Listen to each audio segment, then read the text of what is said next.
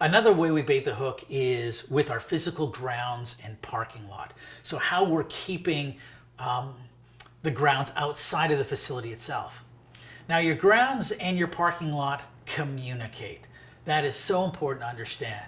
So if you've got no parking lot, just gravel, okay, that tells you something about what kind of church that is.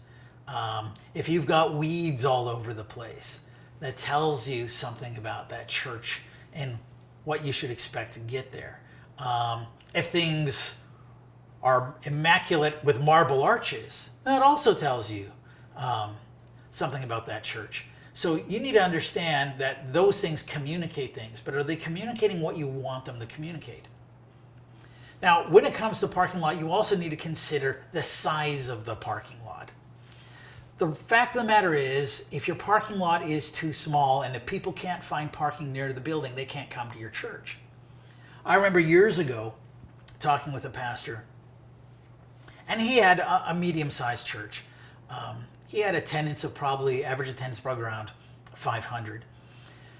His sanctuary, however, fit 800. But no matter what he did, he couldn't grow past the 500 mark, and he was beating himself up about it. Was he at the limit of his skill? Was the limit of his growth? Was there some sin in his life that's holding him back? Blah blah blah blah. Like, he was beating himself up. And I remember asking him the question, "What does your parking lot look like just after church starts?" Well, he's a senior pastor. He doesn't know what the parking lot looks like after church starts. He comes early, he leaves late. The only parking lot he's ever seen is an empty one.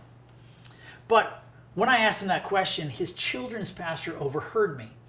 And he came over and says, "Hey, actually, I saw a picture of our church parking lot on Google Satellite View. And our parking lot is absolutely packed."